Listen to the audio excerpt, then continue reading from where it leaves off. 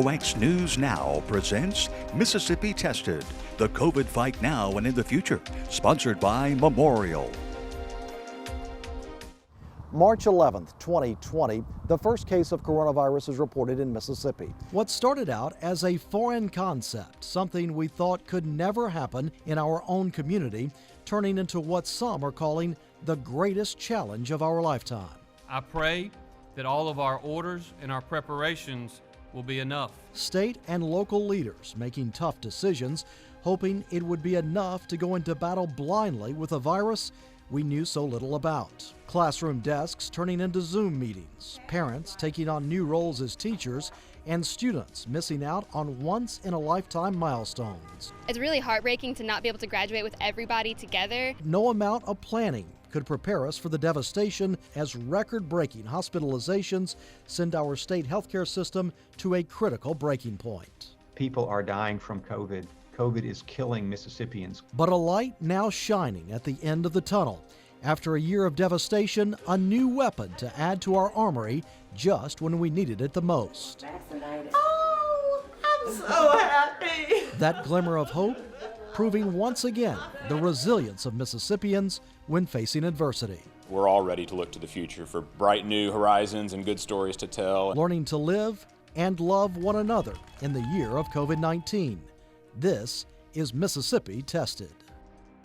Treating COVID patients has been a challenge to the heart, the mind, and the soul. Those are the words of one of the numerous healthcare workers from Memorial Hospital at Gulfport we've spoken to who have dedicated themselves to these patients. And here, in their words, is a reflection of what the past year has been like. You know, in the beginning it was the fear, and then you go through a phase of hopelessness, and but it is the death. I've seen more death in the last year than I have in all of my 14 years of being a nurse. Until you take care of someone daily and you lose them, you don't know the true hurt. It's like a family member that you're losing.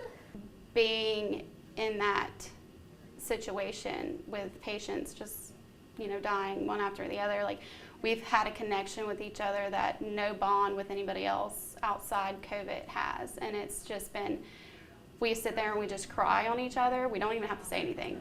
Like, if you just automatically know when somebody's just not having a good day, or if somebody just needs a hug. Like, we're just there. After doing this for a year, you don't even need to ask. You can kind of tell that that room you just came out of may have hit you harder than the one you came out of before that. And there have been times where you just need to take people aside and say, I can see it, and there's no reason to keep wearing that alone because you're part of a team, and we're here to help. So take that time if you need to, or cry if you need to. Here's the shoulder if you need it. There's no doubt the virus has taken its toll as thousands of Mississippians have lost their battle with COVID-19. However, close to 300,000 diagnosed with the virus have survived, and many of those survivors having to fight an illness that almost took their lives. Karen Abernathy speaks with a Gaucher woman who says she is beyond thankful that she's getting the chance today to sit down and tell her harrowing but inspiring story. I love y'all, and thank you for being with me, and I hope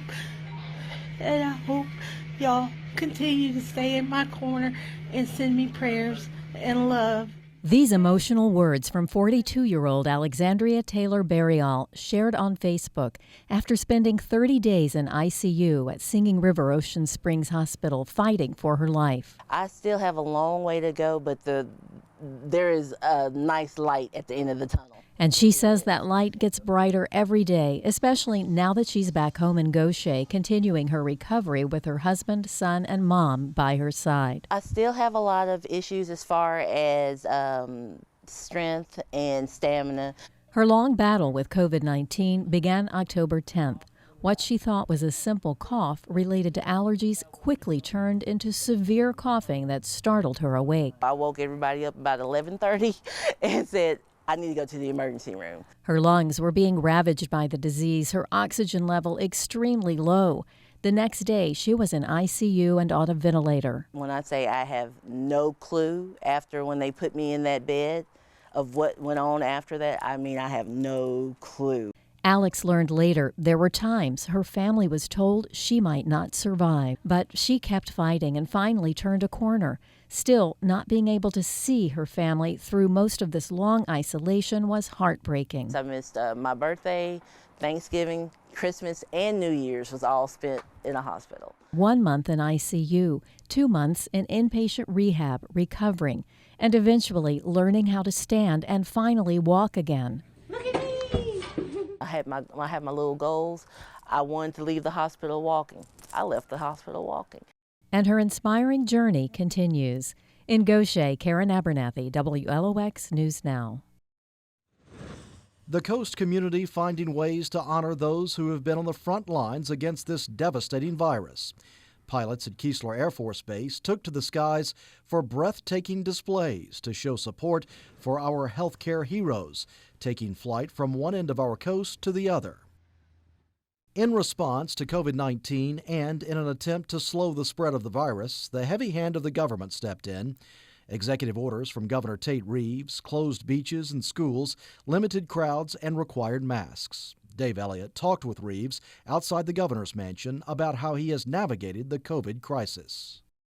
So, Governor, coming up on the one-year anniversary of the first case being detected, you look back at this historic pandemic and a very trying year. What are your thoughts? Most difficult year of my life, extremely challenging.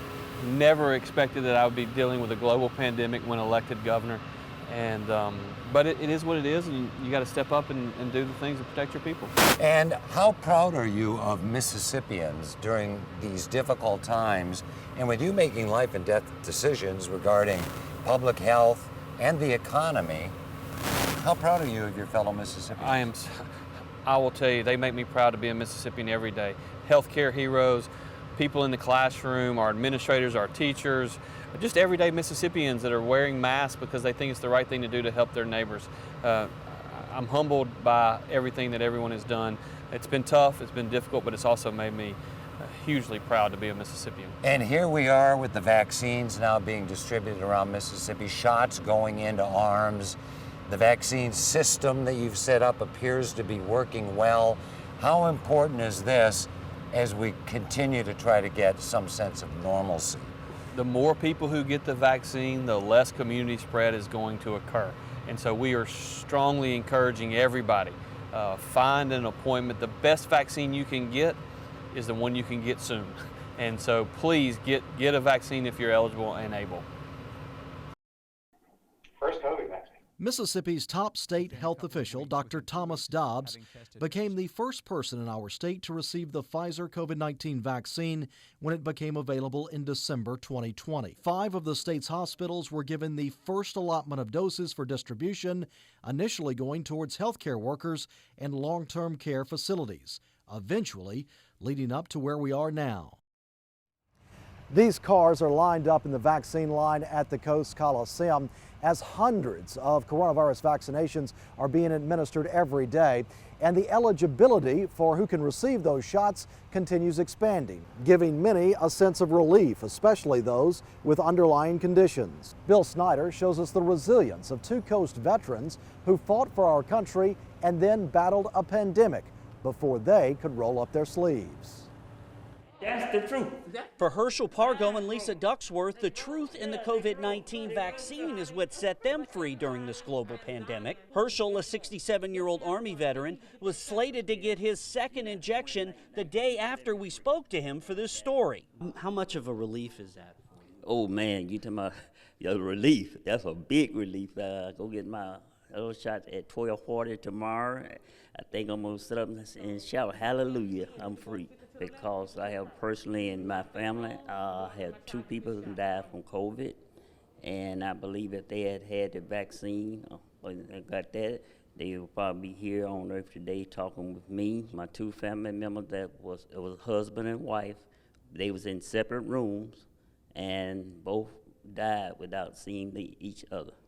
Experiences like that are why he and many others have and are making appointments, rolling up to vaccination sites and rolling up their sleeves. The Coast Convention Center shot location is where we ran into 58-year-old Lisa Ducksworth. For me, it wasn't a hard process because This Army veteran simply doesn't have time to mess with COVID, thanks to her work with several food giveaways, including this one at St. Paul's United Methodist Church in Biloxi. When the global pandemic first hit, she tells me her age and several health issues made those pre-vaccination days as scary as serving 2 tours in Iraq. it was kind of scary because we weren't able to get the vaccines when they first came out. We had to wait. And I knew with me having a lot of underlying conditions, whenever it came available, I wanted to help and get it over with. Canned goods. At first I was like, I'm reluctant to take this vaccine, but I wanted to get it, but I was worried about, you know, how is this going to affect me in the long run? So really I was in a position where I really, to me, when it came to my health, it's like I had 50 to the left and 50 to the right. So I was going to take the 50 to the right. If it's going to give me longevity, I prefer to have longevity. Now armed with vaccinations, they're ready to help those in need, pandemic or not. In Biloxi, Bill Snyder, WLOX News Now. Still real. It still happens. We're still getting admissions. Just because the numbers are low doesn't mean that there's not someone's family in the ICU right now. It hasn't been beat. It's not winning anymore, but it has not been beat. Ahead, we hear from one of our healthcare heroes as she looks to the future. Last April, we spoke with Singing River nurse Christy Pierce, who worked in the COVID ICU. She told us how she and her co-workers were maintaining optimism while confronting a disease that they knew so little about. Now, a year later, Allison Spann catches up with Christy, who shares how this virus has both changed her and shaped her. I feel like the ICU went from a place where we just lost more than we saved. The last time we spoke to ICU nurse Christy Pierce, it was over FaceTime, and the coronavirus pandemic had only just begun. I cannot go into a patient's room thinking, what if I catch this virus and take it home to my family? I can't do that. I have to be present for my patient. Through this entire year, Pierce has remained steadfast in her dedication to her patients. But the health issues plaguing COVID-19 patients in the ICU isn't an easy reality to face every day. People are spending weeks and months on the ventilator, and you know, you're watching their families and you're getting to know their families because it's weeks and months of them coming in day after day to be with their loved one. And you know, you try and do a weaning trial and they don't pass, or you try and wake them up from their sedation and their anxiety gets the best of them, and it's day after day of that. Working in the ICU through a deadly pandemic has certainly had a profound impact on Christy's life. I have a husband who, when I come home, will let me tell him my sad story and he'll listen. And then I put it where it needs to be and keep going. For sure, nurses, you know, absolutely need to recognize that, especially in the ICU, as much death as we've seen this past year, it definitely affected me. However, now a year into this pandemic, things are finally looking up. 2 months ago, on January the 8th, there were 49 patients with the coronavirus admitted into Singing River hospitals across the coast. On March 8th, there were only 17, with 3 in the ICU and none on ventilators. We're learning the vaccines. I mean, it's absolutely, it's not what it was a year ago. It's a different time in battling COVID right now. We're definitely on the other side of it. In Pascagoula, I'm Allison Spann for WLOX News Now. While our healthcare heroes fought the coronavirus from within the hospital walls, experiencing much loss along the way, others experienced a different kind of loss brought on by the pandemic, from dealing with isolation to not getting the chance to say goodbye. Our Mike Lacey takes us on one man's journey living with the loss. William Ziegler looks at his family photos often, particularly of his late wife Laura and all of their motorcycle rides together. She's riding.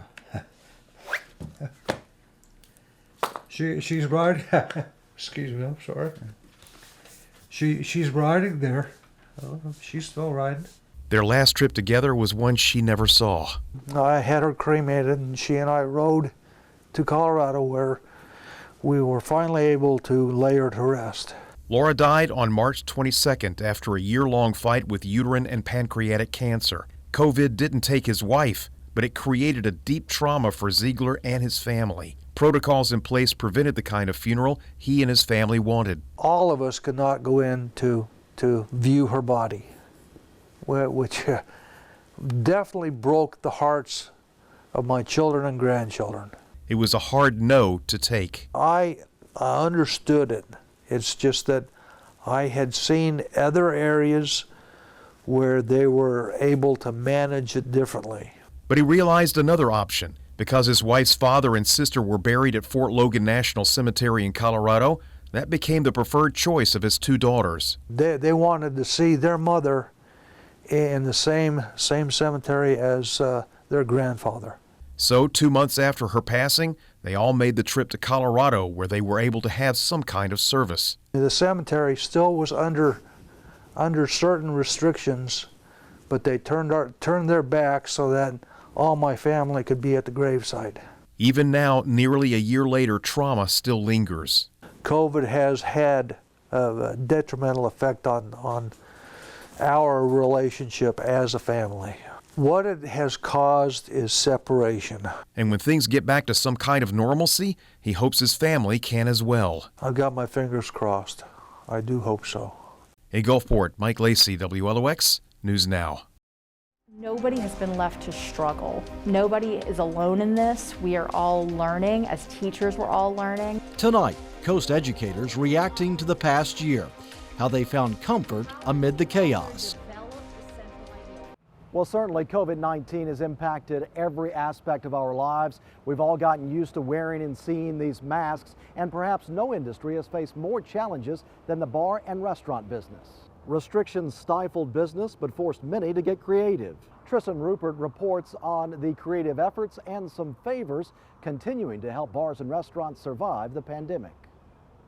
For some, the last 12 months have been a fight for survival. I pretty much had to sell everything I own. Had to do what I had to do to keep the doors open. If this would have gone on a couple more months, we probably wouldn't be here. The industry was facing a number of challenges. Fewer people were going out, and new guidelines limited opportunity, forcing the businesses to get creative to keep cash coming in the door. With not being able to sell alcohol after 11 p.m., we had to think of different ways. So we would do music nightly. We continued with comedy shows, with trivia, with open mic night like we have tonight. Bars perhaps had it even more difficult than restaurants. Being just a bar, no food, it killed us. It killed us. You know, the takeout things that everybody else could do really helped them out, and you really can't do that in just a bar like we're doing, so it was tough. Rob Stinson owns several restaurants and bars and stresses the importance of food in the bar business. That was something critical because I wanted a bar that had food, so we've been so lucky and blessed, you know, and we've got the Reef, and at the Sky Bar it has food. So I don't have that unfortunate problem some bars do. I would have to adapt, and I would find a way to put food in my bar if I didn't have it. Establishments like Mosaic Restaurant and Bar found success for a few different reasons. But owner Kenny Williams believes the establishment's outdoor space was vital. We're lucky because we have a big outside environment, and at the end of the day, I got to be honest with you, places that had outdoor seating have been, I think, the most successful. Reporting in Ocean Springs, Tristan Rupert, WLOX News Now. School may have been shut down in the spring of 2020, but it didn't stop educators from showing their support to the ones they have dedicated their lives to. Few places have experienced more change over the last year than the classroom. From virtual learning to drive-through graduations, teachers, students, and even parents have had to adapt on the fly. Starting the year, there was a lot of kind of uncertainty of where we were going and what we were doing. We've had to really kind of embrace technology in a new way, which has been great. And I feel like for the first time, we're kind of getting an opportunity to meet our students at a different level. Houses of worship also taking a blow, forcing congregations and Sunday school classes to move to streaming and video chat services, creating another layer of disconnect for so many. Minority groups facing additional struggles amid the pandemic, from immigrant families working towards a better life to the African American community's distrust in the healthcare system. Hopefully, we all learn something about this. Pretty soon, we'll be able to look at this virus as a thing of the past. Looking to the future, how those on the front line of the coronavirus pandemic are hoping to move forward following a year like no other. I don't want to jinx us, but I can see a decrease in the severity of patients that are coming through. The ones that are coming from home, as well as the ones that are coming from the nursing homes. I think the vaccine is huge, and I'm hopeful that that's going to make a big difference. If there's anything good that's come out of COVID, it's all the kindness that's being shared. We just got to keep working together and work through it, and God willing, we'll all make it through. Those messages of hope from our healthcare heroes. Following what has been such a difficult year, they're able to keep an optimistic outlook. And now we leave you with a tribute for all those who have sacrificed so much. This is Mississippi songwriter Paul Overstreet. You know, heroes come in every shape and size, making special sacrifices for others in their lives. No one gives a medal, the world don't know their name, but in someone's eyes, they're heroes just the same. She rocks her crying baby in the hours before dawn. She whispers words of hope to help her husband to hold on. She takes time with the children. This WLOX News Now special, Mississippi Tested, the COVID fight now and in the future, has been sponsored by Memorial.